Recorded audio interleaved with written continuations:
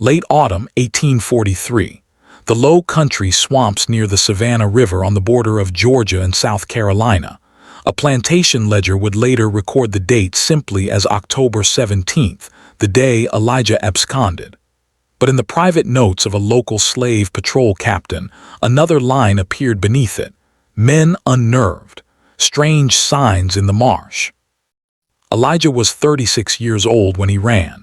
He had been born on the same stretch of land where he now labored, raised among rice fields that swallowed ankles and summers that pressed the breath from a man's chest. He was known as steady-handed, quiet, rarely defiant. The plantation owner described him as dependable. Other enslaved men described him differently. He was observant. He listened more than he spoke. And at night, in the quarters, when stories were traded in hushed voices, Elijah sometimes spoke of signs in the wind, of protection, of old ways brought across water long before any of them were born. He had a wife, Miriam, and a daughter barely 5 years old. Those who later testified said Elijah's breaking point came quietly. Rumors had begun circulating that several able-bodied men would be sold south to a sugar plantation in Louisiana before winter. Louisiana was known among the enslaved as a place few survived long. When Elijah learned his name might be on the list, he did not argue. He did not plead. He began to prepare. Preparation in such a place meant silence. It meant memorizing the position of stars. It meant noting which overseer drank too heavily and which patrol rode predictable routes. It meant gathering small things: a scrap of salted pork, a gourd for water, a dull knife. And according to later accounts, it meant something else. Several weeks before his disappearance, other enslaved workers reported seeing Elijah near the tree line at dusk, speaking softly while tying small cloth bundles to branches. The bundles were said to contain roots, red thread, bits of bone, and what looked like ash. One man, decades later, would describe it as hoodoo work. Not spectacle, not curses thrown in daylight. Quiet workings meant for protection and misdirection. On the night of October 17th, a storm rolled in from the coast. The air turned metallic. Thunder moved low across the marsh. The overseer retired early, assuming no one would attempt escape in such weather. Just before midnight, Elijah slipped from the quarters. He did not wake Miriam. Some believe he feared she would try to follow. Others think he promised to send word, though no proof of that remains. What is certain is that by dawn, he was gone. The absence was discovered at first light. An inventory of bodies, routine and dehumanizing, revealed the empty pallet. The alarm was raised immediately. Within hours, a patrol of 6 white men on horseback, armed with rifles and accompanied by 2 tracking dogs, entered the swamp. At first, the pursuit followed a predictable pattern: broken reeds, mud displaced near the cypress line, a scrap of cloth caught on bark. The dogs picked up a scent and strained forward. The patrol captain, Thomas Avery, later wrote that the fugitive headed directly into the worst of the marsh, as if courting death. But something shifted as the morning wore on. The dogs, reliable in previous hunts, began to circle. They whined and pulled away from certain patches of ground. One handler claimed the scent simply vanished near a cluster of trees where strips of red fabric fluttered, soaked by rain. The patrol dismounted and searched the area. Beneath one tree, they found a small bundle half buried in mud. Inside were roots tied with twine and a crude carving of what appeared to be a human figure without a face. One of the men reportedly refused to touch it. The captain dismissed it as superstition. "Tricks," he wrote, "Negro cunning meant to confuse." The bundle was kicked aside. The search continued. By midday, the storm intensified. Rain fell in sheets, flattening the marsh grass. Lightning struck somewhere beyond the tree line, close enough that one horse reared and nearly threw its rider. The patrol pressed on, but their formation grew tight. Conversation diminished. It was during this stretch that the first injury occurred. A rider named Caleb Morton claimed his horse stumbled over nothing. The ground beneath him appeared solid, yet he was thrown into shallow water. When he stood, he insisted something had been tied around his ankle beneath the surface. The others saw only submerged roots. Not long after, one of the dogs bolted in the opposite direction, howling. The second dog followed, breaking free of its handler. The patrol was left without trackers. Captain Avery ordered the men to split into pairs and comb the higher ground near a narrow rise of earth known locally as Devil's Backbone. It was a thin strip that cut through the marsh and, if reached, could provide a path north toward free states. As the men advanced, they began noticing markings carved into certain trees, circles intersected by lines, crossed X-shapes. Some were fresh, sap still wet. Others looked older. No one could confirm who carved them or when. Midway up the rise, one pair reported hearing what they described as chanting, faint, rhythmic, carried by wind. When they moved toward the sound, it ceased. They found no one. The first major reveal in this case would not come from the patrol, but from Elijah's own family. Days after the failed search, Miriam was questioned. Under pressure, she admitted that Elijah had been meeting with an older enslaved woman known as Aunt Dinah, reputed among the quarters for her knowledge of roots and charms. Dinah had once lived near the Gullah communities along the coast, where African spiritual traditions blended with Christianity and survival. When confronted, Dinah did not deny giving Elijah small bundles. She reportedly told the overseer, "I gave him courage. The rest was his."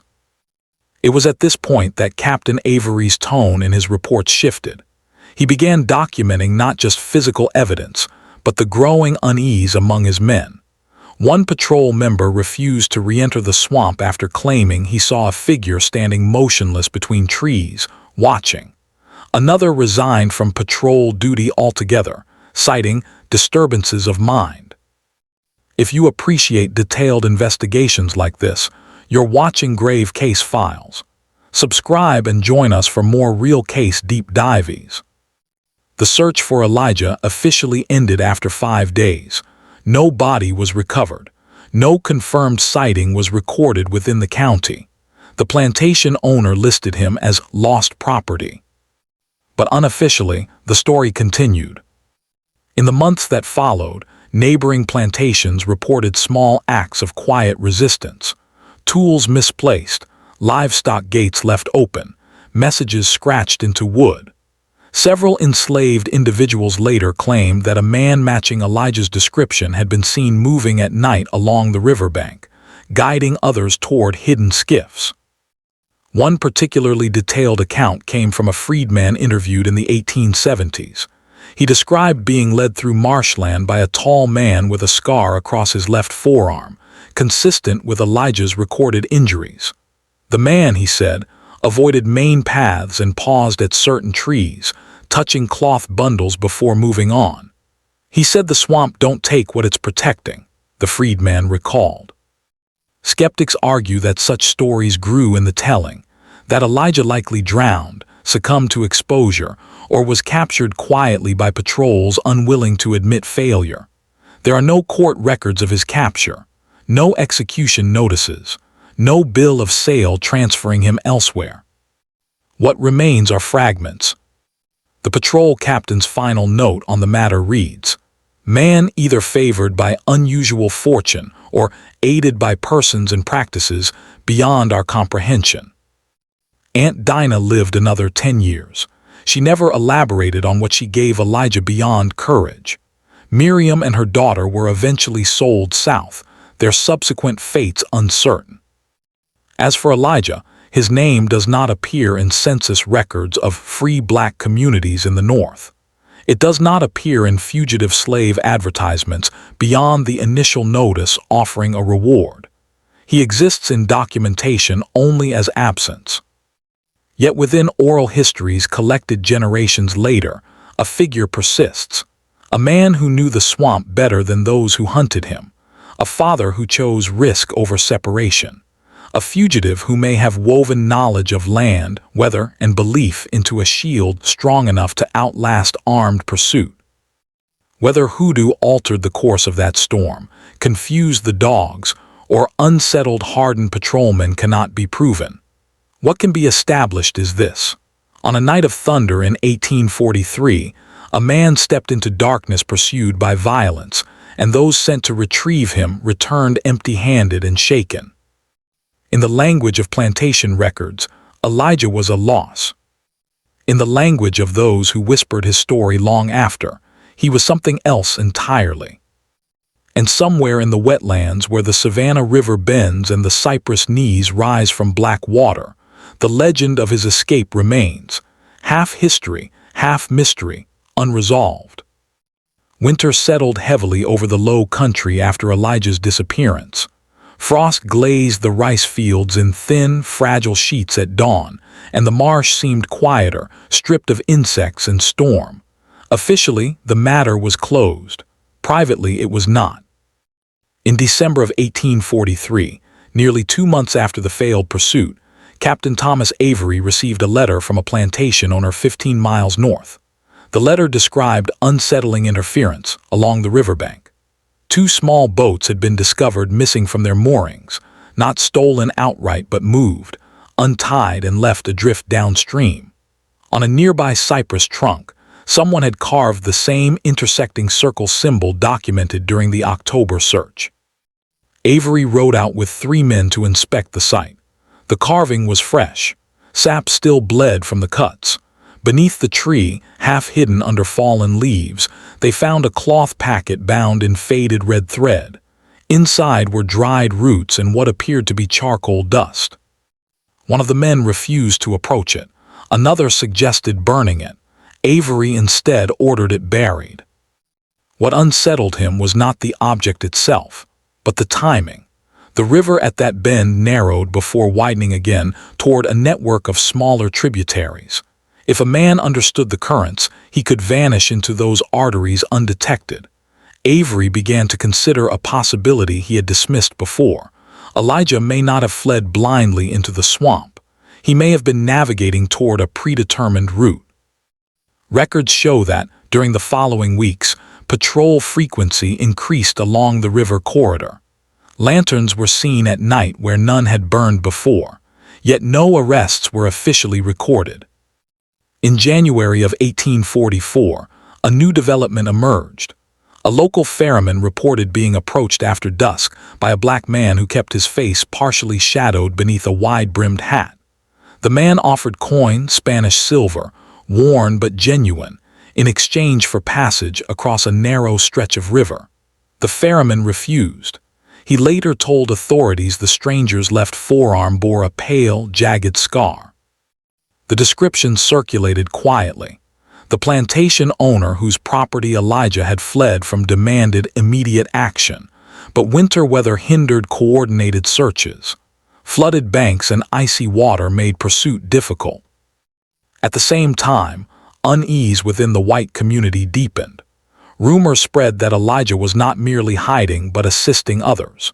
2 enslaved teenagers from a neighboring plantation vanished in early February.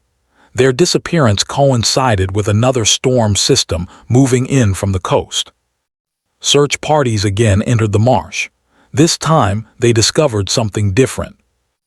Near an elevated patch of dry ground, concealed by thick underbrush, they found remnants of a small, temporary camp, ash from a recent fire, fish bones stripped clean, footprints more than one set.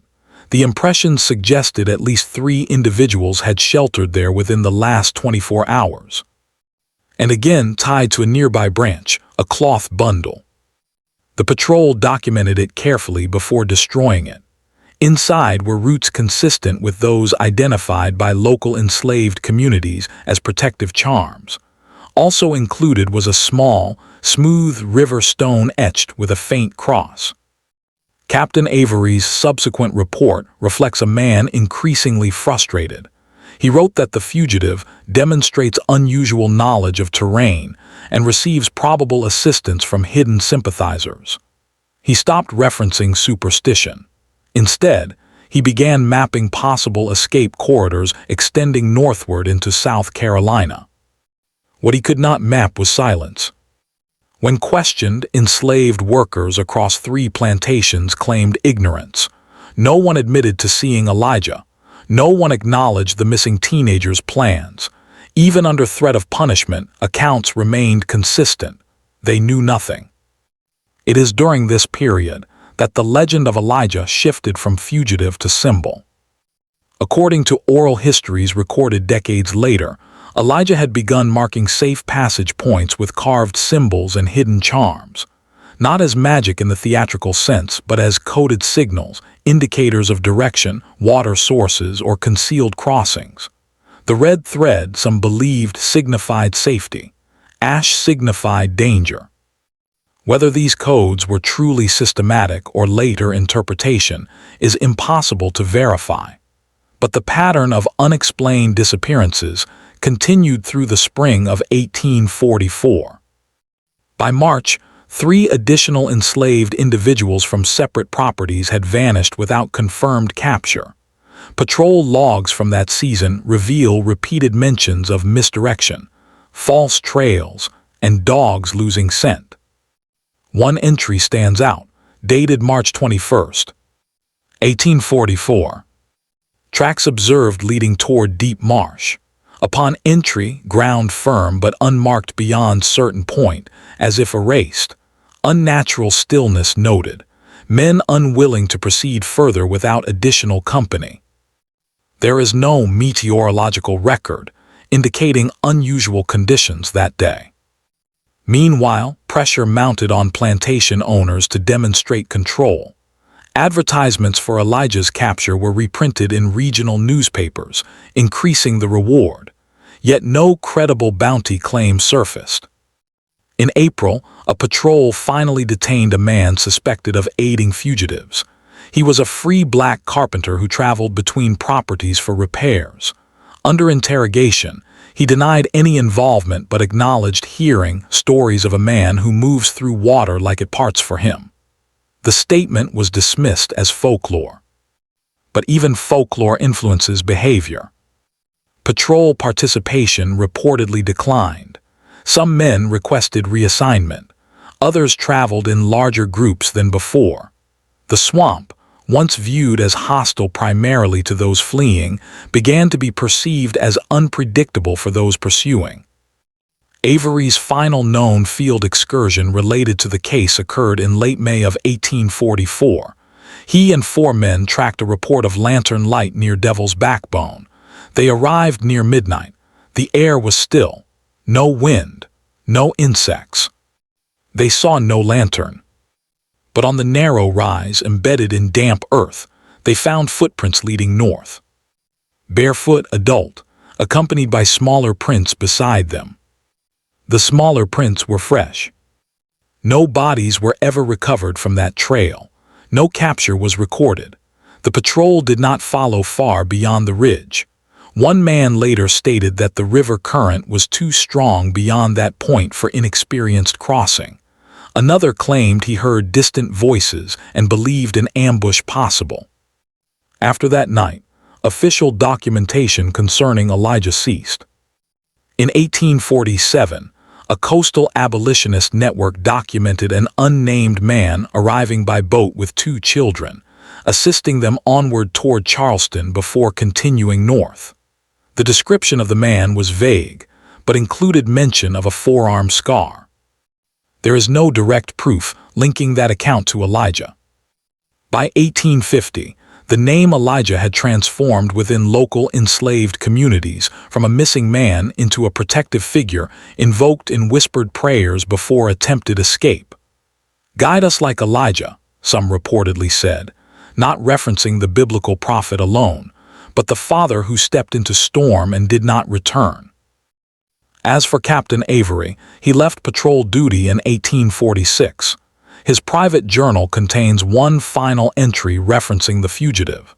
It reads, "Cannot determine if man possessed extraordinary aid or merely extraordinary will. The effect upon my men was tangible. Fear travels faster than fact." History often records outcomes in clear terms, captured or free, dead or alive. In Elijah's case, the record offers neither certainty nor closure. What remains is a pattern of absence, a series of failed pursuits, symbols carved into wood, bundles of roots tied with red thread, and footprints on a narrow rise leading toward a river that carried many toward either freedom or oblivion. Whether Elijah survived long enough to see a free state, whether he continued guiding others through terrain he mastered, or whether the swamp ultimately claimed him is unknowable. But in the space where documentation ends and testimony persists, one fact stands unchallenged. The men who hunted him never proved his defeat. And in a system built upon control, that alone altered the balance, however slightly, in the silent depths of the marsh. By the summer of 1844, something subtle but measurable had changed along the river plantations bordering Georgia and South Carolina. Patrol logs grew longer, yet yielded fewer results. Advertisements for runaways multiplied, yet captures did not rise in proportion. The marsh itself began to be spoken of not merely as a physical barrier, but as an accomplice. It was during this period that a merchant operating between Savannah and inland rice properties reported an unusual encounter. His statement, recorded in a county ledger primarily concerned with stolen goods, described a black man purchasing dried cornmeal and salt fish with silver coin. The merchant noted the man's restraint. He spoke little. He did not haggle. He kept his left arm close to his side, as if accustomed to guarding it. The merchant remembered the scar, because it caught the light when the man briefly reached for the supplies. The merchant did not attempt to detain him. He later claimed the man's calm unsettled him. This sighting was never formally tied to Elijah, yet it surfaced repeatedly in later retellings. In August of that same year, a group of 4 enslaved men from separate plantations vanished within a 2-week span. Their disappearances followed a pattern. Each left after heavy rain.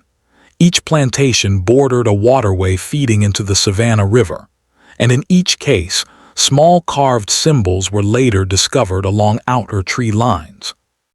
Captain Avery was no longer leading patrols, but his replacement, Deputy Marshal Henry Calloway, inherited the case file. Calloway approached the matter differently.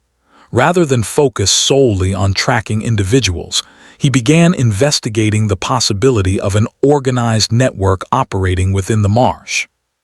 Calloway interviewed white fishermen who worked the river channels.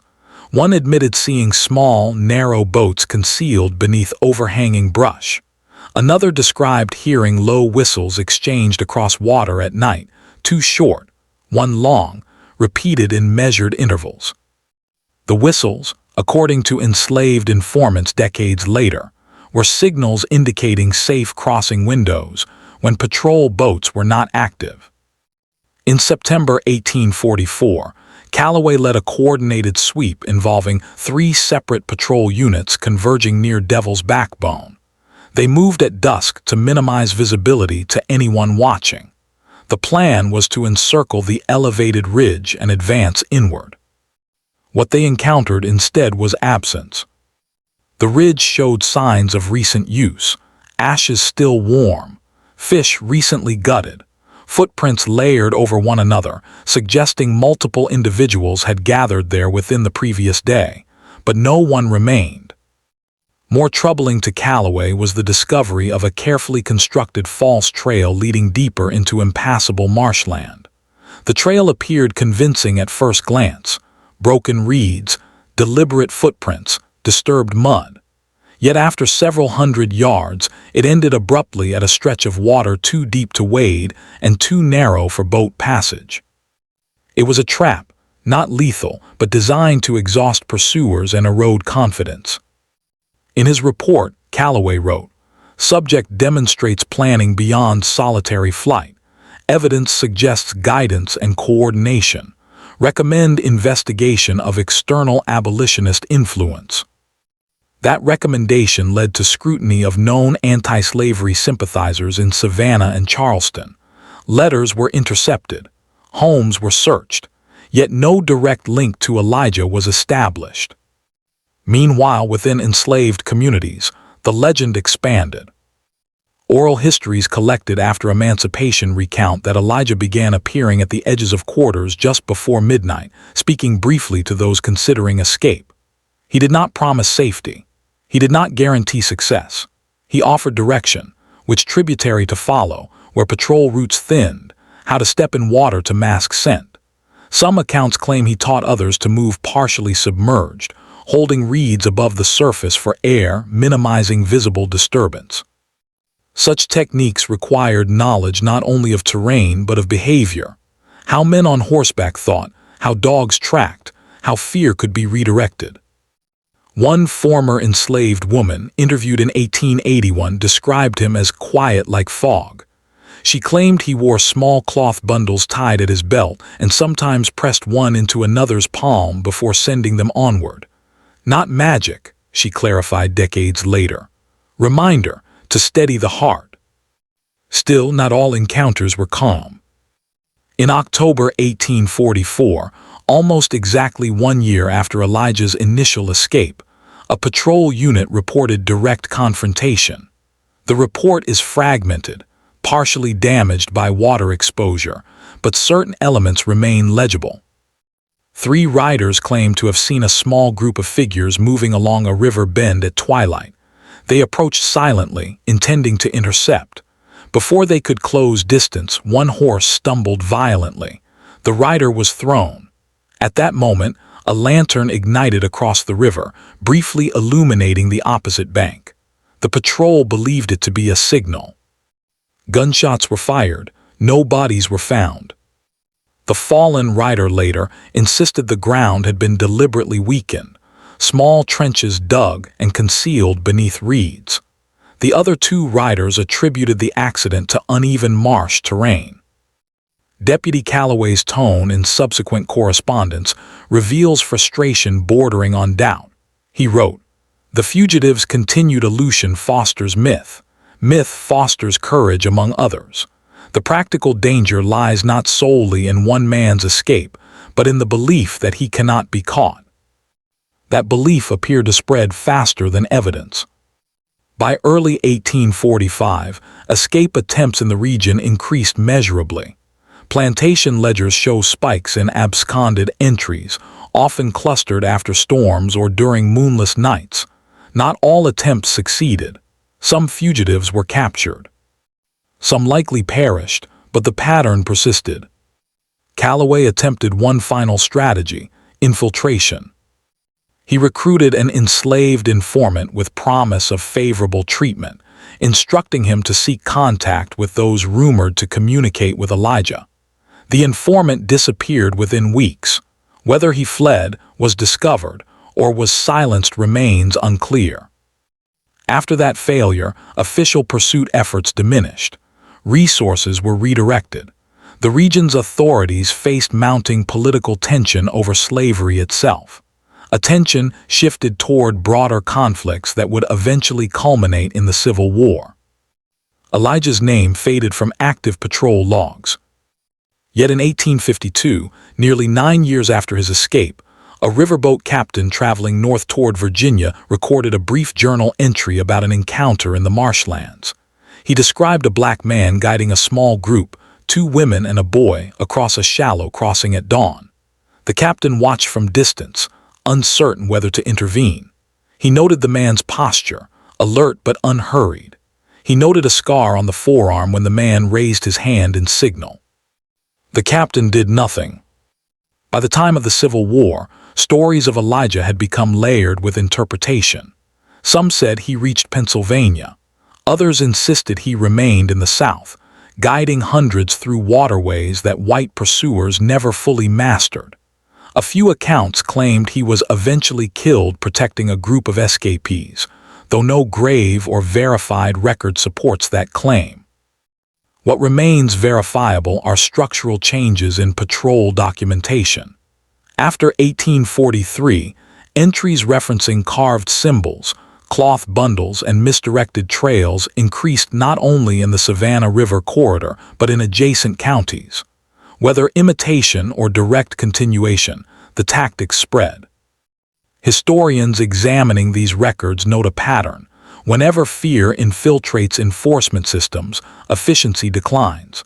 Patrols became more cautious. Men hesitated before entering certain marsh sectors. Some insisted on larger numbers before pursuing. Delay creates opportunity.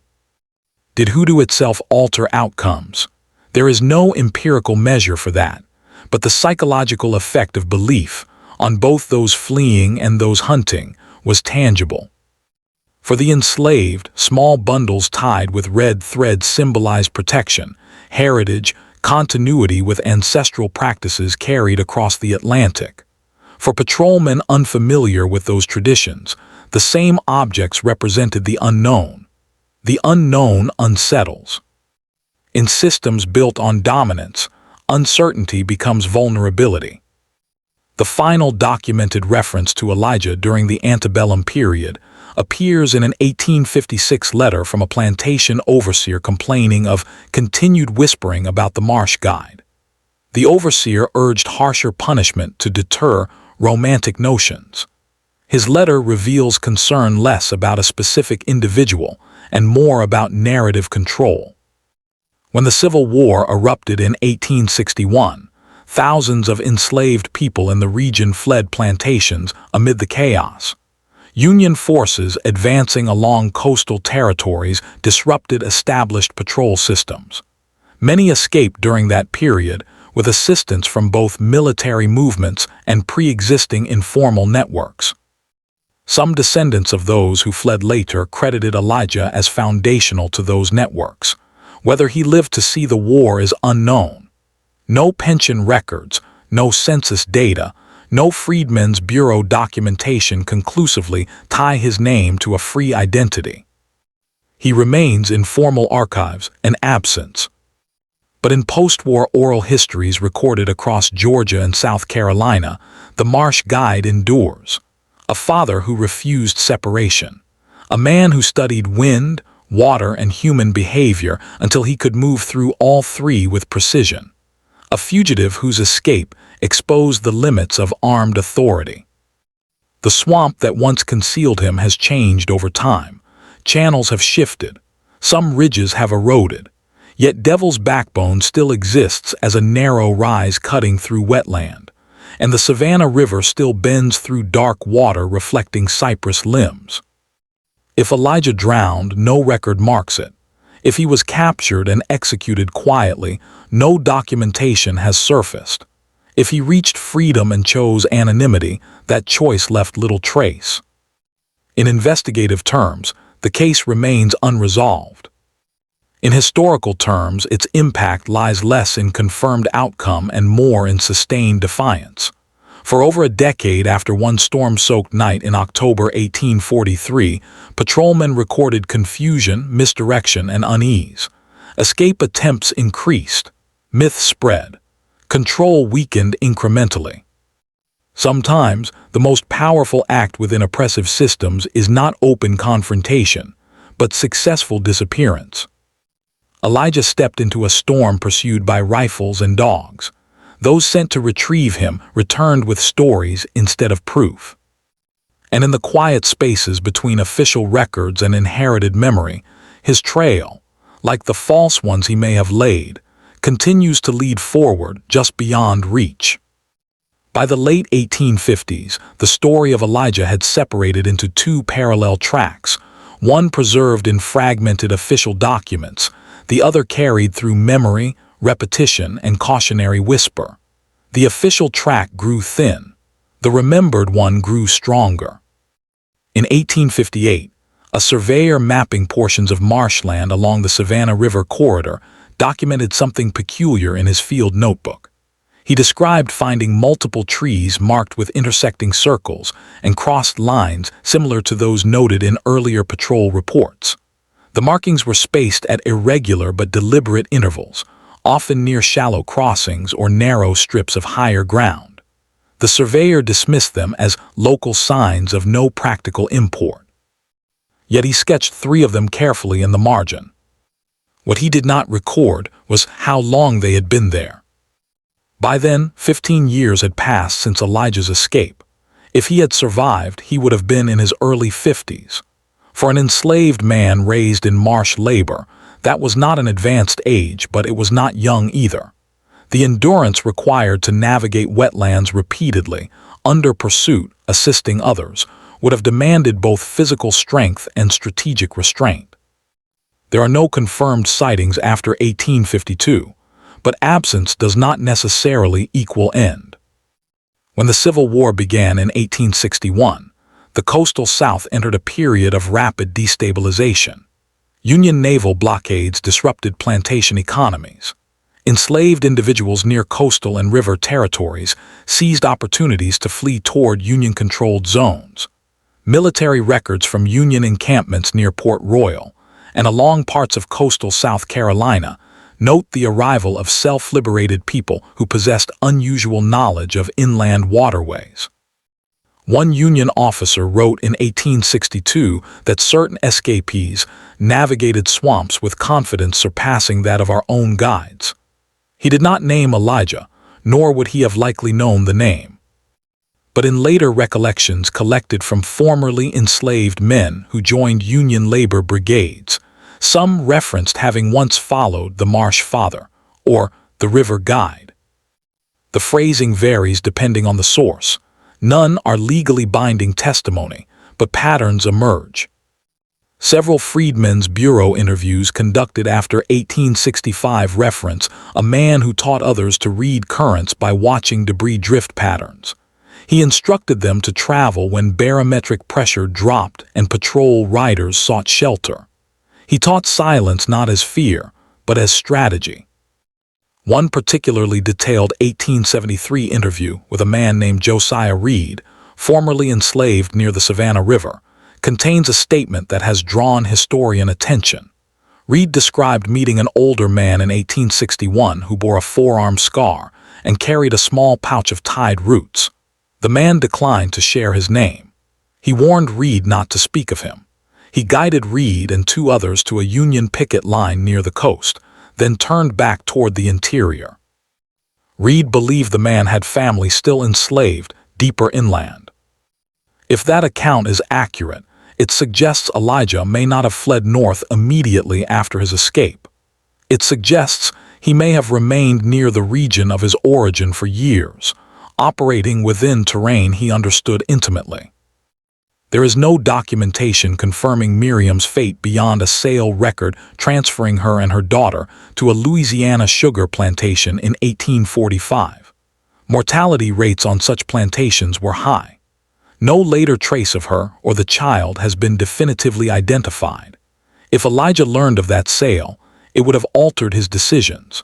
Whether it hardened him toward continued resistance or shifted his focus toward broader assistance cannot be proven. After emancipation in 1865, many formerly enslaved individuals sought lost relatives. Newspaper advertisements filled with inquiries, husbands searching for wives, mothers for children. No advertisement has yet been discovered bearing Elijah's name in that context. That silence has fueled two interpretations among researchers. The first suggests he did not survive long enough after the war to conduct such a search. The second suggests he may have lived under a different name, distancing himself from the one tied to a bounty and years of pursuit. It is worth noting that fugitive slaves who survived long-term often adopted new identities. Changing names reduced risk of recapture prior to emancipation and avoided retribution afterward. In the early 1870s, an elderly man living in a small freedmen's settlement north of Savannah reportedly refused to provide his former plantation name when asked by a census taker. The census entry lists him only as E. Jackson, approximate age 65, birthplace Georgia, occupation fisherman. A margin note indicates a visible scar on the left forearm when the man signed with an X. This record is inconclusive. There were many men with scars, many who withheld former names. Yet local oral accounts from that settlement later described Old Elijah, a quiet fisherman who knew every bend of the river and discouraged unnecessary talk about the past. No photograph exists. No verified grave marker identifies him. As Reconstruction faltered and new systems of racial control emerged in the South, open resistance took different forms. The generation that followed inherited stories rather than instructions. Elijah's name, in some communities, became less about physical escape and more about mental refusal, the insistence that control was never absolute. Historians examining plantation patrol records between 1843 and 1855 note a statistically significant rise in failed pursuits and aborted searches in marsh-adjacent counties. Correlation does not prove causation, yet the timing aligns with Elijah's disappearance and the proliferation of symbolic markings documented in those same records. Did one man alone cause that shift? Likely not. Resistance networks rarely rely on a single figure, but singular figures can catalyze momentum. The hoodoo elements often emphasized in retellings deserve measured interpretation.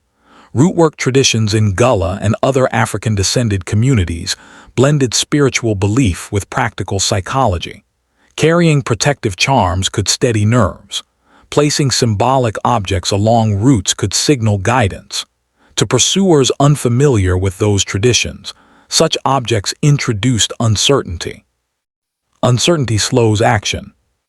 Slowed action widens opportunity. Whether Elijah believed deeply in spiritual protection or used its appearance strategically, or both, cannot be known. What can be known is that patrol reports repeatedly describe hesitation, confusion, and unease in spaces where symbols appeared. The last credible oral reference to Elijah surfaces in an 1889 collection of regional folklore compiled by a schoolteacher in coastal Georgia. An elderly woman recounted a story told by her grandmother about the man who stepped into thunder and walked out of chains. The teacher wrote the phrase down verbatim. By then, slavery had been abolished for nearly a quarter century. The swamp had become less a hiding place and more a memory site. Children played near the same cypress groves once patrolled by armed riders. In investigative terms, the case of Elijah remains unresolved. There is no confirmed death certificate, no capture log, no definitive freedom record tied by documentation to the man who fled on October 17, 1843. But unresolved does not mean insignificant. His disappearance disrupted patrol systems for years. His rumored guidance may have assisted unknown numbers toward liberation. His symbolic presence reshaped psychological landscapes within both enslaved and enslaving communities. Some historical figures leave monuments, others leave paperwork. Elijah left gaps, gaps in records, gaps in control, gaps in certainty. And sometimes in the study of power and resistance, the gaps speak loudest. The marsh still stands along the Savannah River, altered but enduring. Wind moves through reeds much as it did in 1843. Storms still gather over low country water. The narrow rise called Devil's Backbone remains visible when the tide recedes. If Elijah crossed that ridge and reached freedom, he did so without witnesses willing to document it. If he remained behind to guide others, he did so without seeking credit. If he vanished into the water itself, the swamp kept his secret. History records him as absconded property. Memory records him as something else. And between those two records, the truth rests, unmarked, but not erased. In the decades after Reconstruction, as the South hardened into new systems of control under segregation and racial terror, many stories of resistance were deliberately softened, reframed, or silenced. Official archives favored order restored, authority reasserted, commerce resumed. Stories that suggested long-term, organized defiance in the marshlands did not fit that narrative. Yet in private family recollections collected in the early 20th century, Elijah's name continued to surface, sometimes directly, sometimes transformed into titles: River Father, Swamp Watcher, the one who walked through dogs. In 1903, a local historian in Savannah interviewed elderly black residents for a regional heritage project. His notes, preserved in a small university archive, include an exchange with a woman identified only as Mrs. H, age approximately 80. When asked about life before the war, She replied not with plantation details, but with a story about a man who knew the swamp like it was written in him. She described how, as a child, she once saw cloth strips tied to branches near the water line. When she asked her mother about them, her mother told her never to touch them. "They ain't for children," she was told. "They for walking."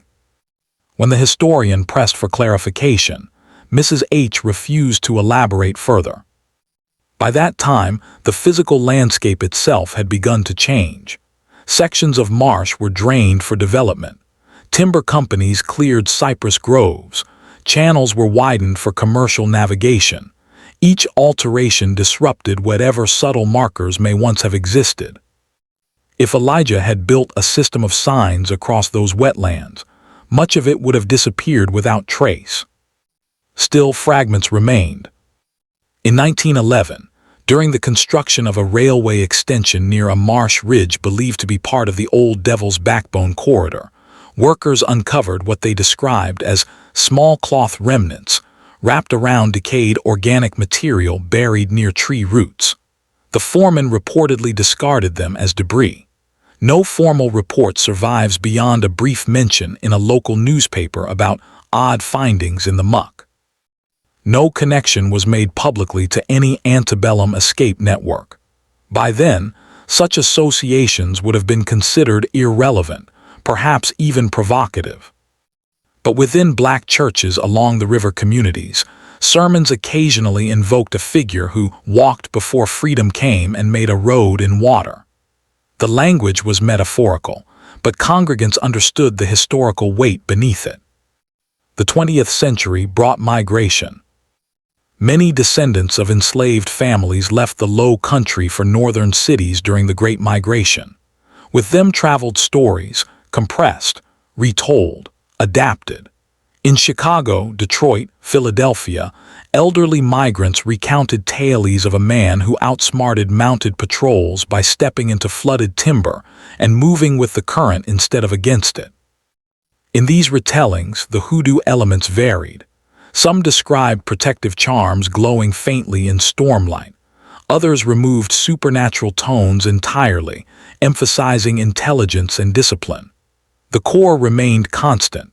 A father threatened with separation chose escape, and in doing so, altered the mental landscape of those left behind. During the civil rights era of the 1950s and 1960s, folklorists began systematically collecting African American oral histories from coastal Georgia and South Carolina. In a 1964 interview archived at a Southern university, an elderly man named Isaiah Bennett recounted a story told by his grandmother about Elijah of the River. Bennett insisted the story was not fantasy. "He was real," he said. "White men wrote about him 'cause they couldn't catch him." Researchers cross-referenced plantation records from the 1840s and confirmed that an enslaved man named Elijah had indeed been listed as absconded in October 1843. They found patrol logs referencing carved symbols and abandoned pursuits. They found Deputy Calloway's complaint about myth spreading among the enslaved. But they found no death record. The absence became part of the investigation itself. In 1972, a doctoral dissertation examining fugitive slave resistance in coastal marsh regions cited Elijah's case as an example of persistent undocumented escape. The scholar argued that long-term fugitives likely relied on layered support networks combining environmental mastery with coded cultural practices. The dissertation treated hoodoo not as spectacle, but as psychological architecture, a framework reinforcing courage and cohesion. By then, Devil's Backbone was partially accessible by dirt road. A local preservation group installed a modest historical marker nearby in the 1980s referencing underground pathways used by enslaved people seeking freedom. The marker did not name Elijah specifically. Official historical signage often avoids singular attribution without documentary certainty. Still, some local guides began including his story in informal tour. In 1995, a descendant of plantation owners donated family journals to a regional archive. Among them was Captain Thomas Avery's private notebook. The final entry referencing Elijah, previously known only through partial transcription, was confirmed in full. It read, "Should he live, he lives in defiance of expectation. Should he be dead, no proof satisfies. My men fear not ghosts, but the idea of him." The phrase, "the idea of him," became central to modern interpretations. Because whether Elijah survived to old age or perished in marsh water within a year of his escape, the idea of him persisted across generations. Modern archaeological surveys of certain low-country marsh sectors have identified elevated ridges consistent with 19th-century foot traffic. Soil compaction patterns indicate repeated crossing at specific points. Such findings align with known escape routes used during the antebellum era. None can be conclusively attributed to Elijah, yet the geography supports the plausibility of sustained movement through those corridors.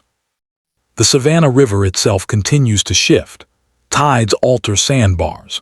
Storm surges reshape banks. If Elijah crossed into South Carolina that first night, he would have entered a complex web of waterways offering both concealment and danger. Mastery required experience. He had grown up in that terrain. When historians assess cases like Elijah's, they often confront a central tension, the line between documented fact and collective memory. Documentation confirms he fled. It confirms pursuit. It confirms failure to capture. It confirms symbols carved into trees and unexplained patrol hesitation. Memory extends beyond that, suggesting guidance, coordination, endurance. The truth may reside somewhere between. If Elijah drowned within weeks, his initial evasion still demonstrated that plantation control was not absolute. If he survived months, he exposed systemic vulnerabilities. If he survived years, assisting others, he contributed materially to resistance networks that predated the more formalized underground railroad routes further north. And if he lived long enough to witness emancipation, perhaps under another name, then his life spanned the arc from bondage to legal freedom without ever appearing fully in official ledgers again. In investigative language, the file remains open but dormant. No forensic evidence remains to test. No living eyewitnesses survive. What exists are records, journals, interviews, soil studies, river maps, and the repetition of a name spoken quietly across generations. Elijah. Not prophet, not myth in the purely fictional sense. A documented man who stepped into a storm in 1843 and was not retrieved. His hunters returned unsettled. Their reports changed tone. Their confidence wavered. In power structures reliant on certainty, even one unresolved pursuit can ripple outward. Today, when wind moves through the marsh grass near the Savannah River and storms gather low over dark water, the landscape appears calm to casual observers. But beneath that calm lies a layered history of movement, concealment, strategy, and belief. Elijah's trail cannot be followed by footprint anymore. It survives instead in pattern. The pattern of resistance expanding quietly after one man refused to be sold, refused to be separated, refused to be cataloged as finished property. History may never confirm where he died or under what name he lived. But it confirms this: those sent to erase him failed. And in that failure, something larger endured. In the early 21st century, renewed scholarly interest in localized resistance during American slavery led researchers back to the marshlands along the Savannah River. Advances in digital archiving made it possible to cross-reference plantation ledgers, patrol logs, maritime records, and post-war oral histories with greater precision than ever before. Elijah's name, once a footnote in a single plantation inventory, began appearing across multiple independent sources, never fully explained, never conclusively resolved, but consistently present. A 2008 environmental history study mapped historical water levels and storm patterns in the region during the 1840s. The data confirmed that October 1843 experienced unusually volatile weather systems along the coastal corridor. Sudden barometric drops and heavy rainfall would have complicated mounted pursuit and amplified river currents. For a man familiar with those shifts, such conditions were not obstacles but opportunities. Researchers also examined the tactical plausibility of Elijah's long-term survival within the marsh. Contrary to earlier assumptions that swamps were uniformly lethal, ecological analysis demonstrated that experienced inhabitants could harvest fish, shellfish, small game, and edible plants year-round. Elevated ridges like Devil's Backbone provided intermittent dry ground. Concealed canoe access points along tributaries offered mobility beyond the reach of horseback patrols. The environment, once characterized in patrol reports as hostile wilderness, appeared in modern analysis as a complex but navigable system, especially to someone raised within it. Simultaneously, cultural historians revisited hoodoo traditions practiced among Gullah communities in coastal Georgia and South Carolina. These practices, often mischaracterized by 19th-century white observers as superstition, were understood instead as structured systems of spiritual reinforcement and encoded communication. Red thread tied to branches could serve multiple functions: spiritual protection, directional signaling, or simple identification of a known waypoint.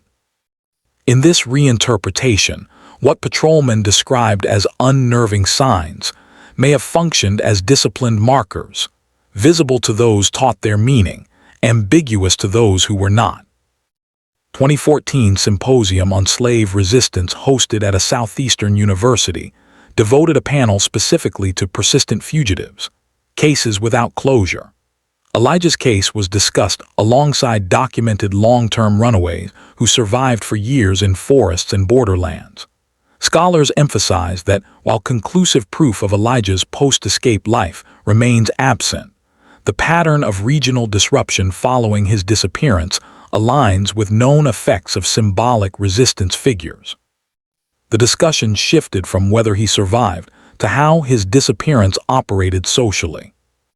One historian summarized the phenomenon this way: capture reinforces power, failure to capture destabilizes it, repeated failure reshapes it.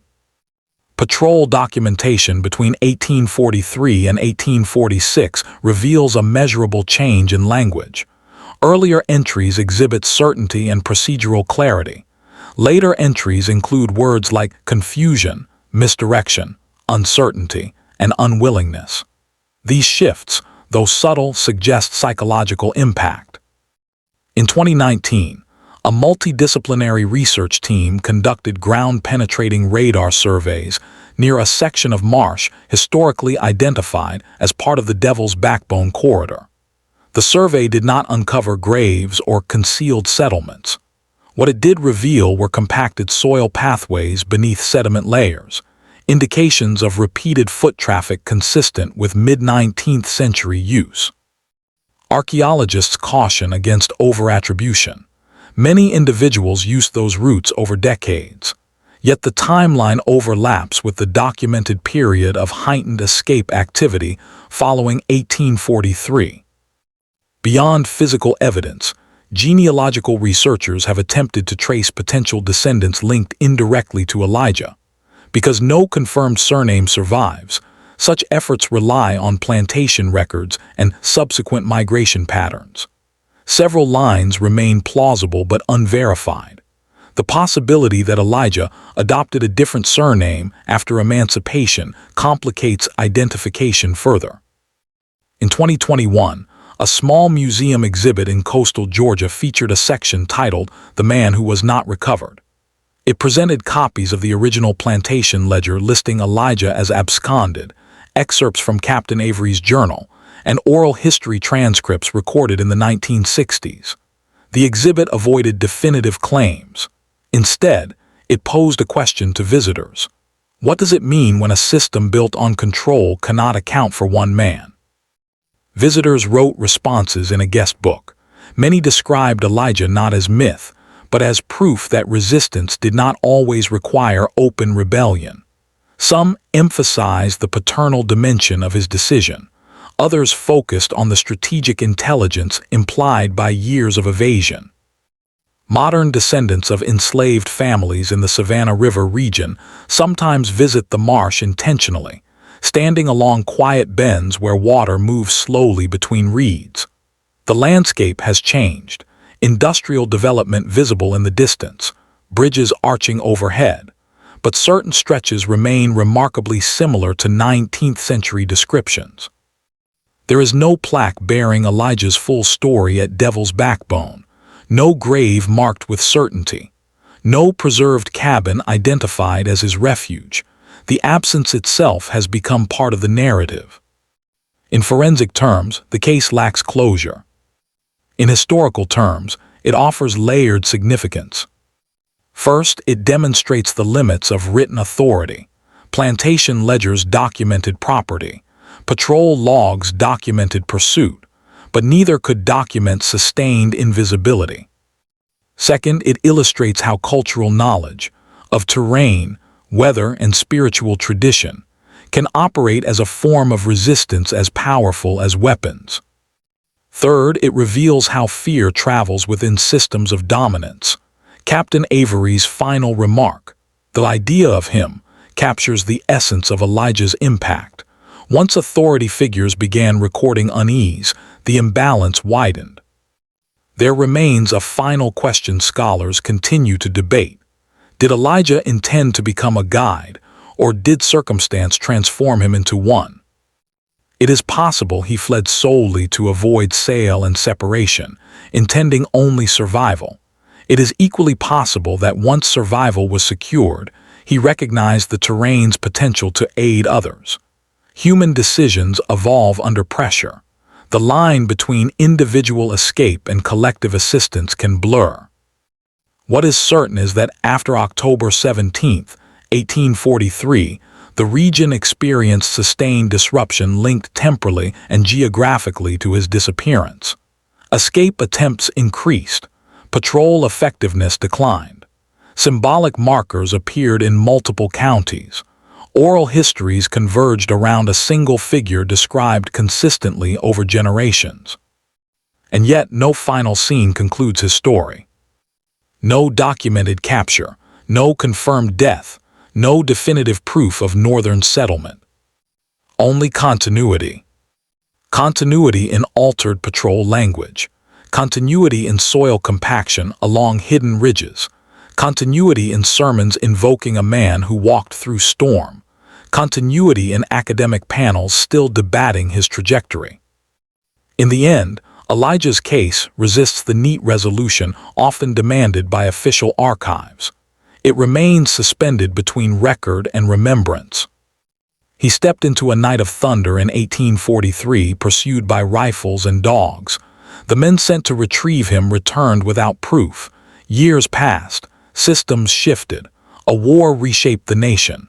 Slavery ended, Reconstruction rose and fell, generations turned. But the ledger entry marking him as lost property never gained its intended closure. Instead, it marked the beginning of something more difficult to contain, a narrative of strategic disappearance that outlived those who tried to suppress it. The marsh still absorbs footprints quickly, water smooths disturbances, wind erases traces within hours. Yet some absences endure longer than presence. Elijah's body was never catalogued, his fate never confirmed, his capture never recorded. And in that unrecorded space, his resistance remains, quiet, deliberate, and unresolved.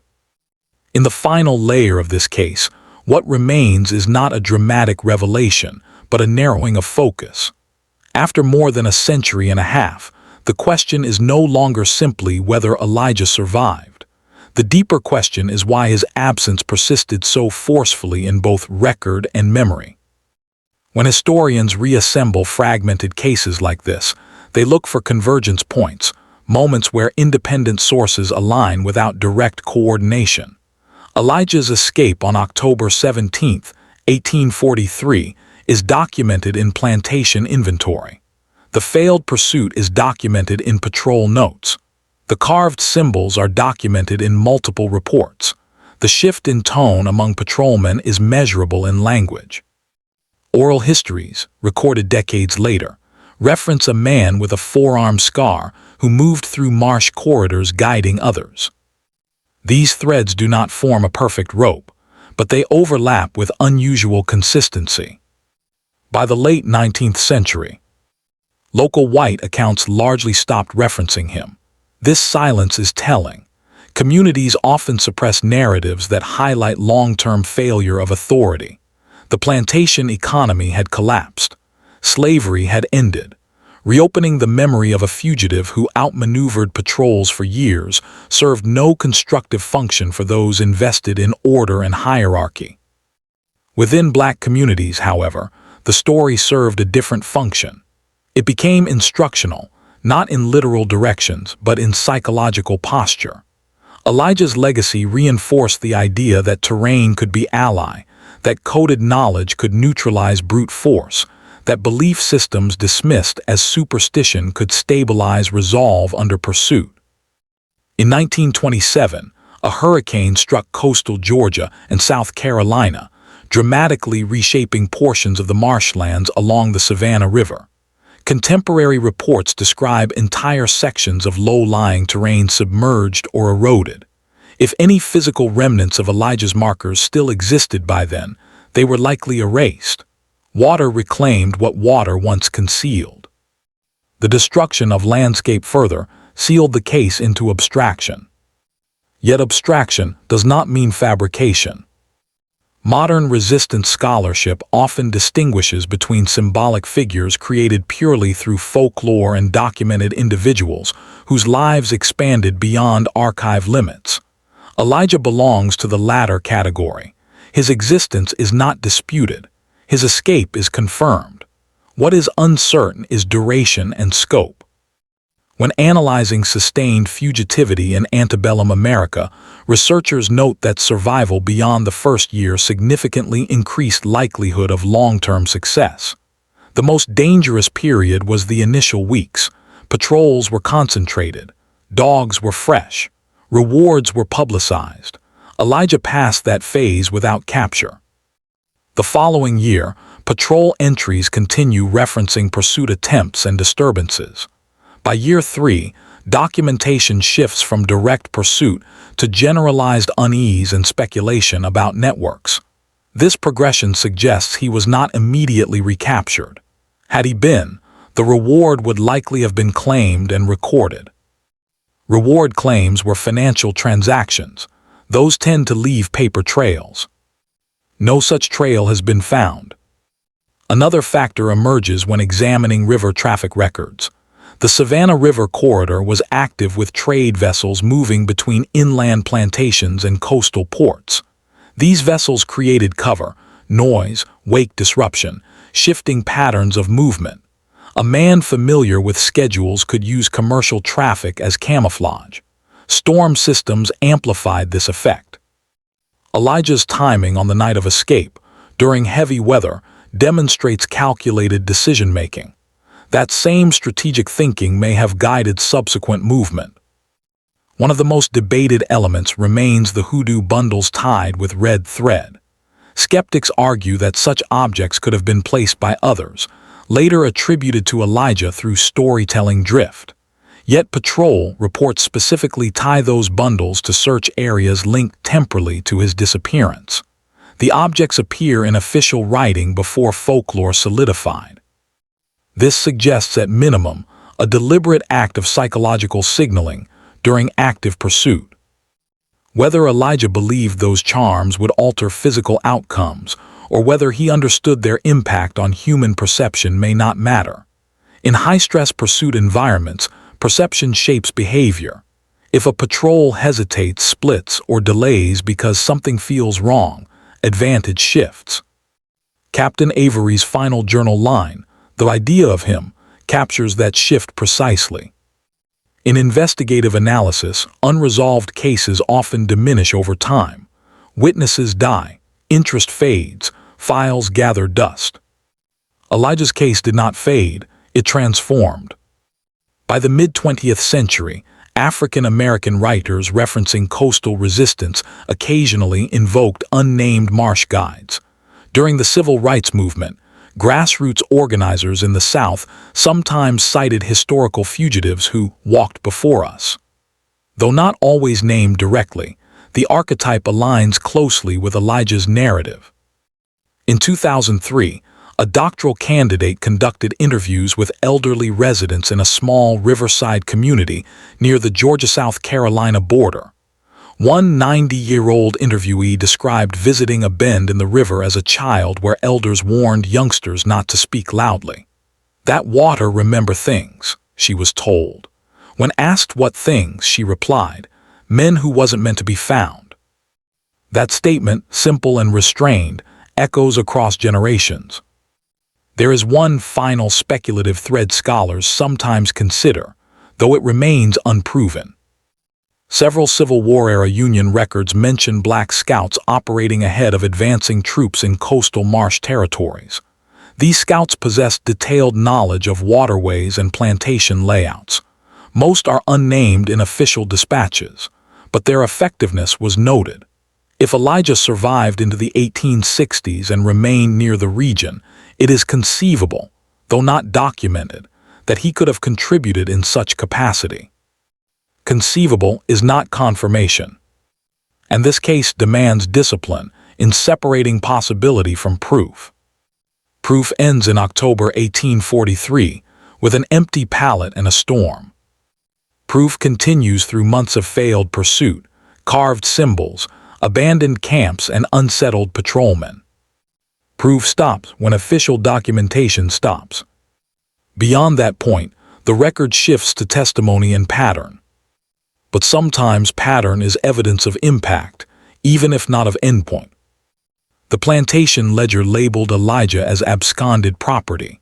That word, absconded, implies temporary absence, recoverable loss. It assumes eventual retrieval or disposal. Neither occurred in documented form. Instead, the absence endured. The men who hunted him returned with doubt. Their doubt entered written record. Their written record survived. Their survival allowed future researchers to reconstruct not a capture but a failure. Failure of enforcement, failure of certainty, failure of control over one determined individual in familiar terrain. Today, standing along a quiet section of marsh near the Savannah River, there is little outward sign of the tension that once defined those waters.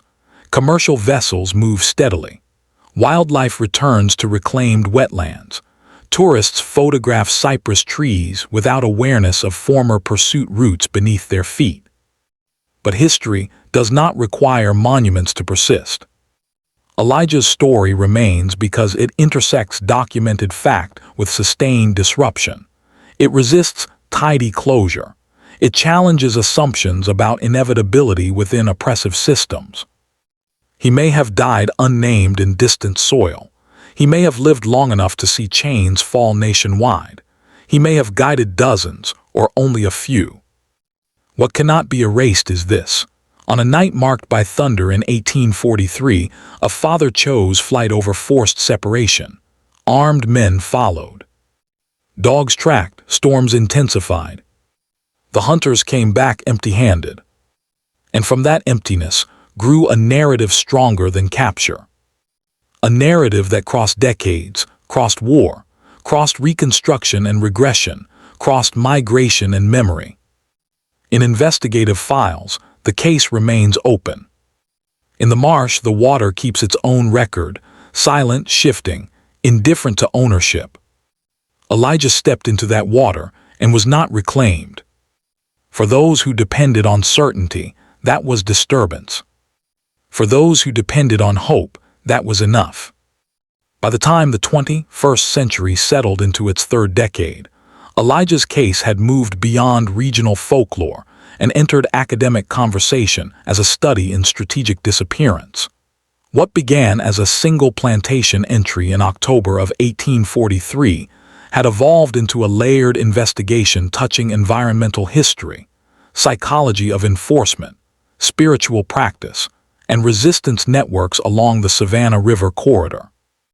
Researchers approached the case not to romanticize it, but to measure it. One team reconstructed probable escape trajectories using 19th-century land surveys, tidal charts, and rainfall data. Their model demonstrated that during the storm documented on the night of Elijah's escape, water levels would have temporarily expanded certain shallow corridors, creating brief navigable passages inaccessible under normal conditions. Those corridors connected inland rice fields to secondary tributaries that eventually fed into deeper river channels. In other words, a window opened. A man raised in those marshes would have recognized that window not as chaos, but as opportunity. Further study of patrol structures in the 1840s revealed systemic weaknesses. Slave patrols operated largely on predictable routes. Riders were drawn from local white populations who often balanced enforcement duties with agricultural responsibilities. During severe weather, patrol density declined. Dogs, highly effective in dry conditions, struggled in heavy rainfall and standing water. These vulnerabilities were not secrets to the enslaved population. They were observed daily. If Elijah had studied these patterns for years before his escape, as quiet men often do, his departure was not impulsive. It was calculated. But calculation alone does not explain the sustained psychological disturbance recorded afterward. Captain Avery's journal entry remains central. "My men fear not ghosts, but the idea of him." That sentence has been dissected repeatedly by historians examining the social dynamics of power. The idea in question was not supernatural. It was the possibility that mastery of terrain, discipline, and cultural knowledge could outmaneuver armed authority repeatedly. Once that idea took hold among patrolmen, it altered behavior.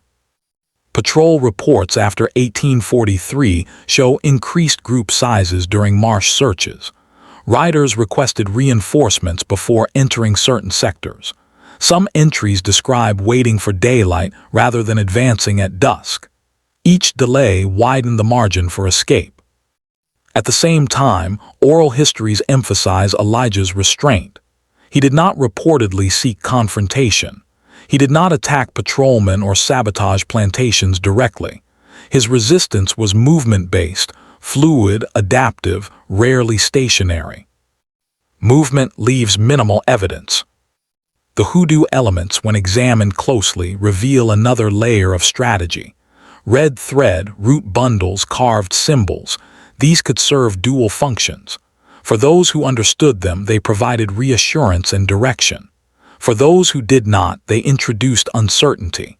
In environments already disorienting, uncertainty magnifies. A patrolman encountering unfamiliar symbols deep in a storm-flooded marsh would carry that image back to others. Story would amplify perception. Perception would influence future action. This is not mysticism, it is behavioral psychology. By the 1850s, as escape attempts in the region increased, plantation owners attempted to reassert narrative control. Notices described fugitives as desperate, unskilled, likely to perish. Yet the absence of Elijah's recapture contradicted that framing. Each year without closure reinforced doubt. Doubt travels quietly but efficiently. After the Civil War, when formerly enslaved individuals reconstructed their lives under precarious freedom, stories of long-term fugitives offered proof that defiance predated emancipation. Freedom had not simply been granted by war, it had been pursued persistently. Elijah's name appeared in that context, not as mythic hero in exaggerated terms, but as example of refusal sustained. In 1938, during the Works Progress Administration's interviews with formerly enslaved individuals, one transcript from coastal Georgia contains a brief reference to "a man named Elijah who run and they ain't get him." The interviewer did not press further. The line sits in the transcript almost casually, but its inclusion nearly a century after the escape suggests continuity of memory. Memory that persists across a century typically anchors in documented fact. In recent decades, genealogists have attempted to trace plantation labor rosters from 1840 through 1870 in the region bordering the Savannah River. They confirm that no later sale record lists Elijah after 1843. No execution notice surfaces. No transfer receipt appears. Financially, that absence is unusual. Slave property represented significant capital. Captures were documented to secure reward payments or resale. The lack of such documentation strengthens the probability that he was not officially recaptured. Yet probability is not proof. Another line of inquiry focuses on river commerce records. Between 1844 and 1855, several instances of unidentified stowaways were recorded on cargo vessels traveling north from coastal Georgia ports. Most were detained and returned. A handful escaped before identification. Names were rarely recorded accurately. If Elijah attempted maritime departure, he may have blended into such incidents. But again, there is no confirmed match. One compelling theory suggests he remained local longer than previously assumed, using his familiarity with terrain to assist others, until the destabilization of the Civil War reduced immediate risk. The 1862 Union officers' remark about escapees navigating swamps with confidence aligns with that possibility.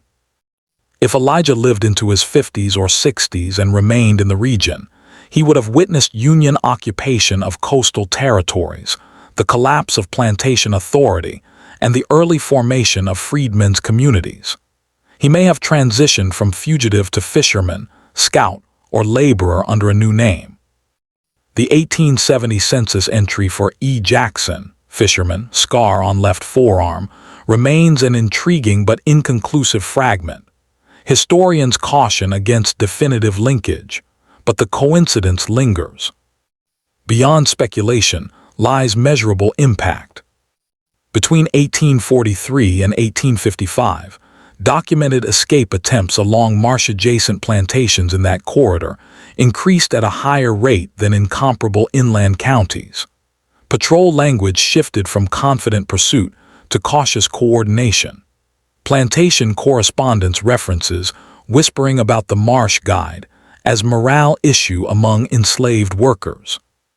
These patterns suggest Elijah's disappearance functioned as catalyst. Not because he led an army, not because he staged open rebellion, but because he demonstrated sustained evasion. In systems built on total surveillance, one man unaccounted for becomes structural weakness. Modern visitors to preserved marsh sections along the Savannah River often see only ecological beauty: herons lifting from reeds, water reflecting sky, cypress knees rising from dark soil. Few recognize that beneath those surfaces once unfolded a prolonged contest between mobility and enforcement. There is no dramatic final confrontation to narrate, no documented deathbed confession, no recovered bones tied conclusively to his name. Instead, there is continuation. Continuation of carved symbol reports after his disappearance, continuation of patrol unease, continuation of oral memory across generations, continuation of academic debate in the absence of closure. Investigative cases sometimes conclude with resolution, others conclude with probability. Elijah's concludes with endurance. He stepped into storm with limited supplies and no guarantee of survival. He evaded immediate capture. He destabilized local enforcement confidence. He likely inspired others to attempt what once seemed impossible. Whether he ultimately reached northern free states, integrated into Union operations, lived anonymously in a freed settlement, or perished quietly in terrain he mastered, his documented defiance remains intact. The plantation ledger that labeled him absconded property assumed recoverability. That assumption was never satisfied. In the quiet language of archives, absence is often interpreted as loss. In the lived language of those who carried his story forward, absence became evidence of success. The marsh did not return him. The patrol did not retrieve him. The record did not close him. And in that unclosed space between storm and silence, Elijah remains. Not fully visible, not fully erased, but permanently beyond the grasp of those who once believed every path could be controlled. By late autumn of 1843, the official notices had begun to change in tone. What started as a straightforward runaway slave pursuit had evolved into something far more complicated. The advertisements posted in county seats across eastern Tennessee and western North Carolina no longer described Elijah merely as property to be reclaimed. They described him as dangerous, armed, influential, possibly protected by local mountain families. There were warnings that anyone aiding him would face severe legal consequences. And yet, despite the threats, assistance for Elijah did not diminish. Testimony recorded years later by descendants of free black settlers in the region suggests that Elijah had begun quietly organizing small escape routes through the high ridges leading north toward Kentucky. He did not travel in large groups. He avoided attention. He moved families in pairs or alone, often guiding them to hidden cabins or temporary shelters built into rock faces. The slave hunters noticed the pattern. 2 additional enslaved men vanished from neighboring plantations in December 1843. A woman and her child disappeared from a farm near the Nolichucky River in January 1844. Each disappearance followed a similar structure. No signs of struggle, no stolen livestock, no broken doors. Just absence. Planters began comparing notes. They shared information at church gatherings and market days. One name continued surfacing: Elijah. The hunters increased their patrols. They formed rotating night watches along river crossings. They posted men at known mountain passes. They even recruited local Cherokee trackers who were familiar with the terrain, offering payment in cash and supplies. Yet even experienced trackers struggled. One reported that Elijah deliberately walked across rocky streambeds to obscure footprints. Another claimed that Elijah scattered tobacco ash and crushed herbs along trails to confuse scent dogs. A third swore that Elijah seemed to predict patrol routes, adjusting his movements before patrols were even scheduled. Superstition returned. In private letters recovered decades later, one plantation overseer wrote, "The Negro Elijah travels as if warned by spirits. Our plans fail before we enact them." Fear changes behavior. Hunters who once pursued him confidently now traveled in larger groups. They avoided certain wooded ravines at night. They refused to camp near old burial grounds, convinced that Elijah's rumored hoodoo protections were strongest there. But beneath the superstition was a more practical reality. Elijah had learned their patterns. During his years on the plantation, he had overheard conversations. He had observed how slave patrols rotated shifts. He knew which men were disciplined and which were careless. He understood how weather affected travel speeds. Knowledge became his advantage. Then came the confrontation at Raven's Gap in February 1844. 3 hunters claimed they had finally cornered him near a narrow mountain pass. Snow had fallen the night before, and fresh tracks led toward a steep incline bordered by cliffs. The men believed Elijah was trapped. They split into 2 flanking positions, intending to drive him upward. Shots were fired. What happened next remains disputed. One hunter later testified that Elijah fired first from an elevated rock ledge. Another claimed no one saw him clearly, only muzzle flashes through the trees. A third insisted they heard chanting before the gunfire, though he admitted he could not make out words. When the exchange ended, one hunter lay wounded in the shoulder. Another had suffered a broken ankle after slipping on ice while attempting to climb the ridge. The third retreated to summon reinforcements. By the time additional men arrived, Elijah was gone. Tracks that had seemed clear minutes earlier vanished into wind-blown snow. There were no blood trails, no dropped belongings, only silence and the injured men. This marked the turning point. After Raven's Gap, many local hunters refused to continue the pursuit without larger armed groups. Plantation owners argued over funding extended searches. Some questioned whether the cost outweighed the likelihood of recapture. But Elijah's influence was spreading. Reports began emerging of enslaved people refusing orders, speaking quietly of mountain routes and safe hills.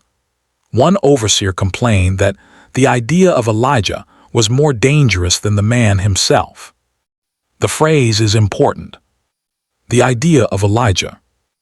In oppressive systems, fear often works in one direction, from captor to captive. But Elijah had reversed it. He had created uncertainty among those who once felt absolute control.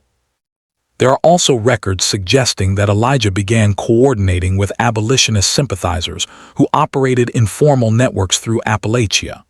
While the Underground Railroad is most commonly associated with northern states, smaller, less documented escape corridors existed in border regions. These routes relied on coded messages, trusted intermediaries, and geographic isolation. Elijah may have become one of those intermediaries. No signed documents confirm this, but circumstantial evidence suggests increased coordination. Escapes became more organized. Food caches appeared in remote caves. Lantern signals were reportedly seen from ridge to ridge on certain nights. Meanwhile, plantation authorities attempted a final strategy.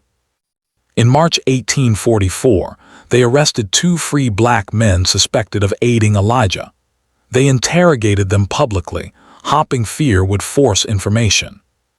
Neither man spoke. The arrests backfired. Local resentment grew. Even some poor white farmers began viewing the manhunt as excessive and destabilizing. Commerce slowed in affected counties due to constant patrol disruptions. By spring, official efforts began to wane. Elijah was no longer just a fugitive. He had become a destabilizing figure whose continued pursuit exposed weaknesses in the system meant to contain him. And then gradually, sightings stopped. No confirmed report places Elijah in Tennessee after late April 1844. One account suggests he was seen traveling north through Kentucky. Another claims he crossed into Ohio under cover of darkness with assistance from abolitionists. A third suggests he remained hidden within the mountains for years, living among isolated communities. There is no definitive conclusion. No capture record exists. No death certificate was filed. No plantation ledger marks his return.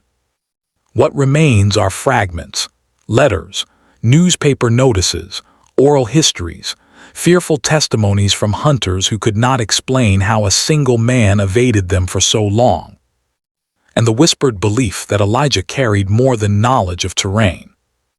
Whether hoodoo rituals truly played a role, or whether they were a psychological shield crafted to intimidate pursuers may never be known. What is clear is this: belief itself became a weapon. The slave hunters began the pursuit believing they controlled every variable. They ended it uncertain, wary, and divided. Elijah's disappearance did not dismantle slavery. The institution continued for nearly 2 more decades.